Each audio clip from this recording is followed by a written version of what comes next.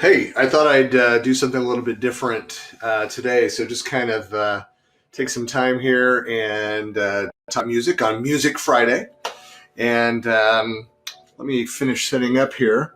But I'm going to um, do something a little different. I'm actually going to. I don't tend to go through my records very often. I do have a record player. I don't use it a ton. Like everybody else, I've got most of the stuff I listen to is on Spotify, and I get that question from my wife every couple of years. She says, "Why don't you?" Because I have I don't know, thousands of CDs and hundreds of vinyl records, and why don't you get rid of all of the records? Why don't you um, as you listen to everything on Spotify? And then the reality is, those that are music collectors and know that. I'd say there's a good third, at least, of my CDs which are not available on any catalog. So I have a lot of imports, and then of course the vinyl with the artwork. It's more than just the music. So the artwork for them, and then there's versions of songs that are just not available digital. I've started to go through. In fact, I went and bought this a cassette recorder that is able to convert over to MP3. And I could do the same with my record player. I don't have time to sit and go through and capture all those and move them over. So, but I still kind of tell myself that a lot of this vinyl, that maybe one of my kids will want it at some point. And my wife said to me at one point, "You can't die and take it with you," but I might prove them wrong. I might be able to take all the vinyl with me. So.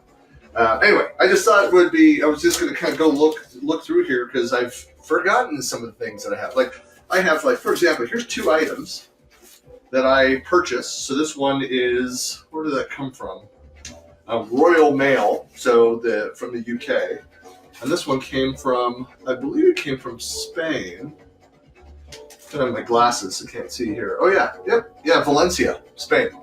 And so I don't even remember what I had here. Because when I purchased these, I did not have a record player. I went and bought one a couple years back. All right. Oh, here's what it is. Oh, yes, that's right. This is huge. People that don't know this band, Cud, one of my all-time favorite bands. Love these guys. So this is the 12-inch for Through the Roof. And what was really special about this version is it actually came with, and it's in great condition. A little put together, it's cardstock paper, but you can construct a little house. There's the members of the band, and of course they've all signed it, which is pretty cool. Well, depending on who you ask. I think it's pretty cool that they signed it, but others would say they defaced it. Carl Putnam is I'm a big fan. But interacted for years. This is some people have heard me tell this story, but so my favorite album by Cud is Leggy Mambo, and I was looking everywhere. I had it on cassette, I had it on in vinyl, and I was looking for a CD version of it. And I was talking with this guy who is running kind of the bootleg site for Cud. This guy, his name was Gabriel. And anyway, I interacted. I had bought all the bootlegs, and for a couple of years, talked to him, occasionally chatted. He was usually fairly responsive, and I came across a copy of Leggy Mambo on 12 or on CD, and he the next day I get to see an email from him saying, "Hey, I spoke with Carl Putnam, the lead singer, and." He doesn't even have a copy of that album on CD. So the album was released in the late 80s, like 88, 89. And he's like, "Would you sell it to him?" And I'm like, "No." He's like, "Oh, I think he gave me a list of he'll send you this that's signed and kind of all these different items." Like, I've got all that stuff already. I don't care if it's signed or not. I want this on CD.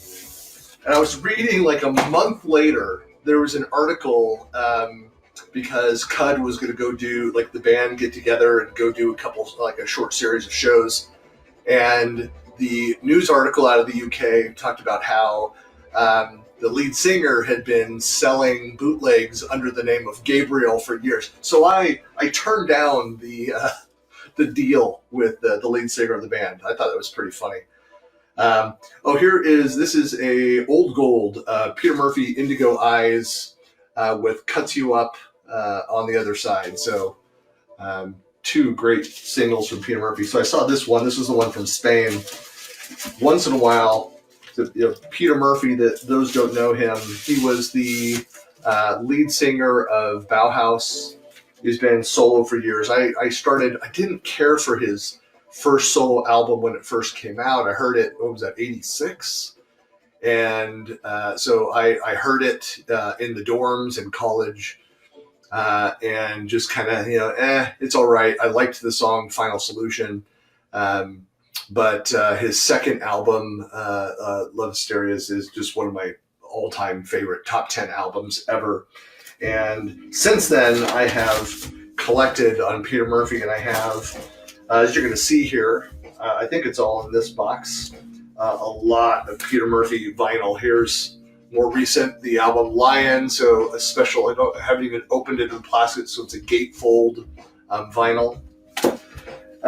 Some other stuff, looks like things are out of order. They should be alphabetical, but I have, what is this? Oh, Red Flag. Anybody remembers them? Old. Fables of the Reconstruction, REM. Awesome album. Revenge. Anybody like Revenge? Remember Revenge? So it was one of the side projects, kind of a split off of New Order. And Peter Hook, the bassist, went, and I could have sworn it was the same lead singer, but I don't know. Peter Hook is hanging out with singers. Monaco's the same, another spin-off that he did after Revenge, where again sounded just like New Order. Romeo Void, Shriekback, a bunch of like great song Nemesis by Shriekback. Oh yes, most people are familiar with their song from a movie, but don't know the band.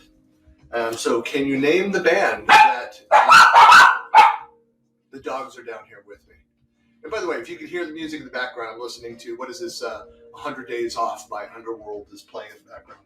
But in Ferris Bueller's Day Off, it was one of the songs that this band that played. And I think the band, the only member of the band who could actually play an instrument when they formed the band was the guitarist. And they just kind of packaged themselves and were very extreme looking back in the early 80s. But it was a song called Love Missile F-111. Anybody? That would be Sig Sig Sputnik. Got a couple versions of that one. Some Simple Minds. A whole bunch of Susie and the Banshees. What is this one? So the Wheels of Fire. I think I've got... I don't know, I wouldn't say I have most. Kaleidoscope.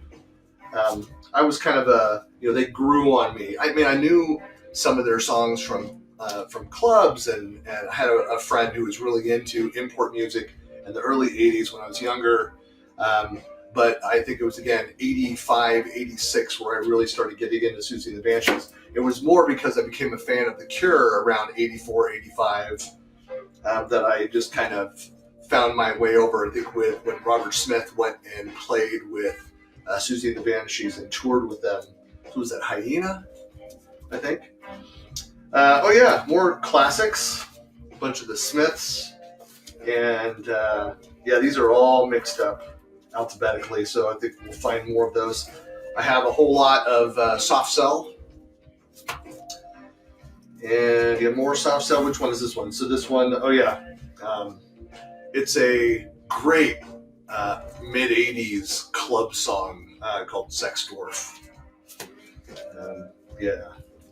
Anyway, let's see what else. Some old Split Ends and Sting.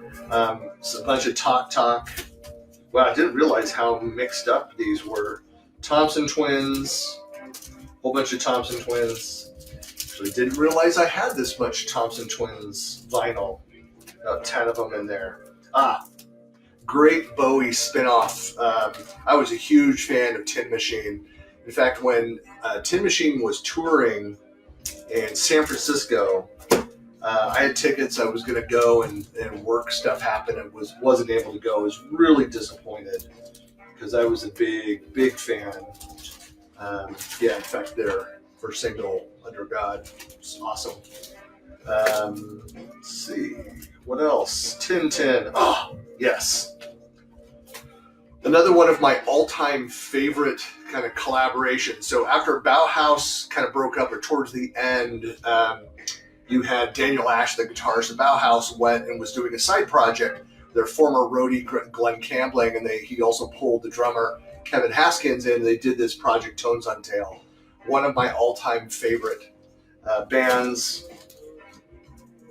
Just love. In fact, here is, so this one is in near mint condition. There's only one. I think this is at the time, was the most expensive record. It has, 2 songs on it. I think I paid about 120, 140 bucks for this. This is the pre-eBay era.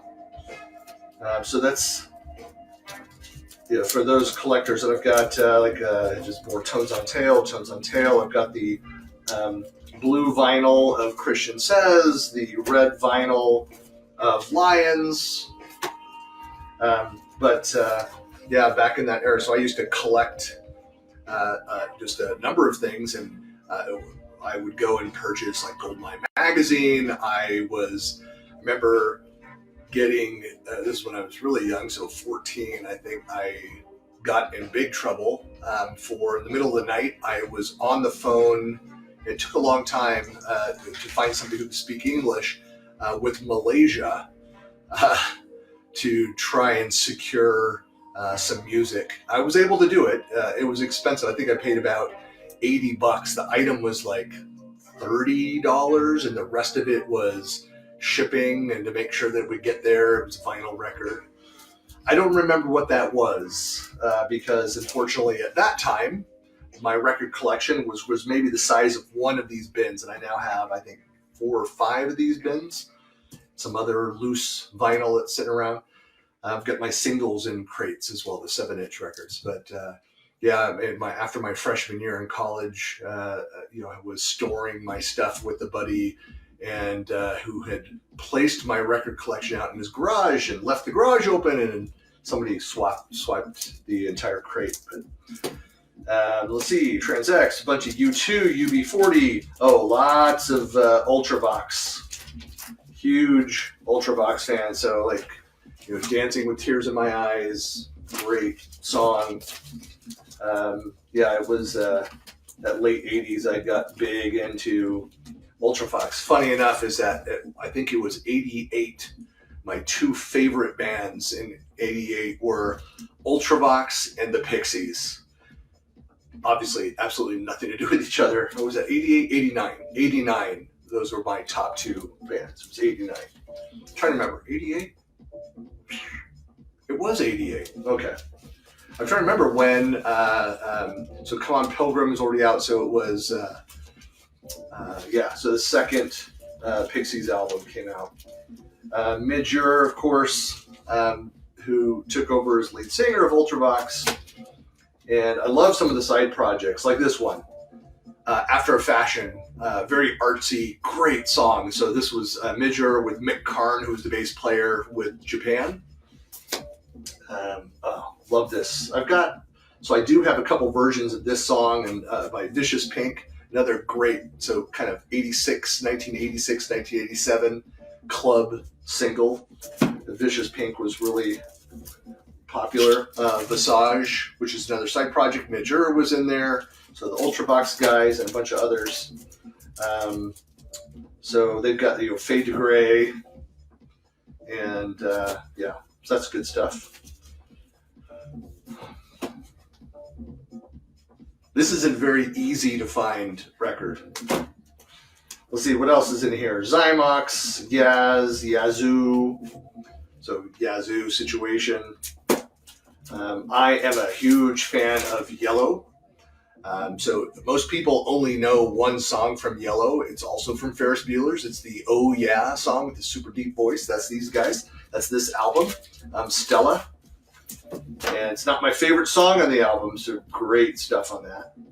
All right, that's a bunch of collaborative stuff, and then randomness, The Doors, some Beatles stuff, um, Bauhaus box sets. I've got a few Bauhaus items. Switching over here. Let's see. Some. Well, I'm not gonna. I'm embarrassed by those. Won't say that. My wife, when we first were newly married and just before marriage, she was a massive fan of Robin Hitchcock and went to a couple concerts. Loved his stuff.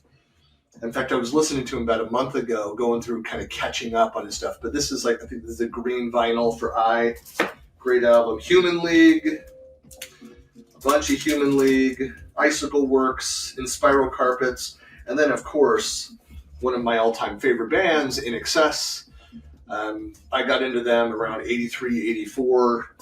And I think between back in that era, Duran Duran, In Excess, Oingo Boingo, and Depeche Mode, I was kind of known for. A lot of Japan vinyl. David Sylvian, one of the most amazing singers. Later years got very adult contemporary sounding, but man, just some incredibly beautiful singing. His voice. Always wanted a voice like his, wasn't willing to do the years of smoking and heroin and hard drinking to get there. Howard Jones, Hojo, some other Mick Karn, bunch of, again, super artsy. Mick Karn is just one of, so he passed away, but one of the most original bassists out there, just amazing his sound. Another great band, Killing Joke, the hardest working bands in show business. And yeah, Jazz Coleman, he might be insane, I'm not sure, but he is just, if you don't like his style, his throaty, growly screaming that he does now, but they do some amazing music. I prefer their more 80s stuff, to call it pop, not really, it's very unique, very different. But I do like their later stuff, which is more of like an industrial dance, heavy metal type feel to it. Still has pop overtones though. A bunch of the Lilac Time. Stephen Tintin Duffy, of course, was most people don't know this. He was that aren't Duran Duran fans, but was the original singer of Duran Duran. And then I have tons of, again, one of my favorite. This is another. Of course, after Bauhaus broke up and after Tones on Tail kind of folded, then you had the three members,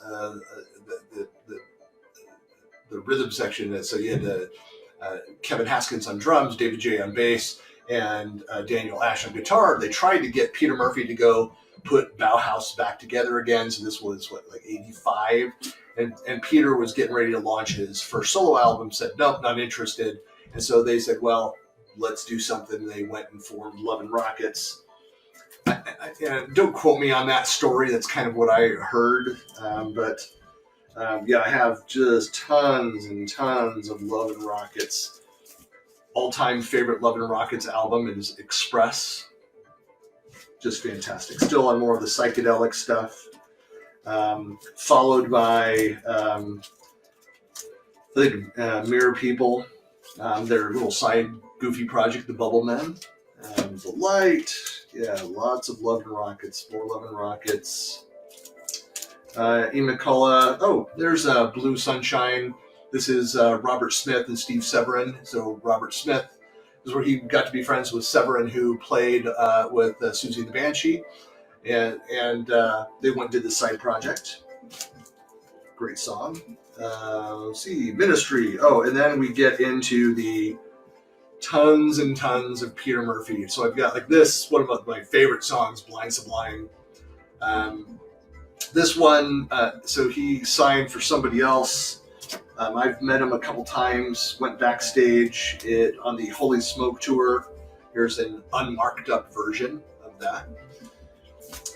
And had him sign a bunch of stuff. I'll show you here in a second. Bunch of white label. This is my favorite album. So Love Hysteria, just an amazing album.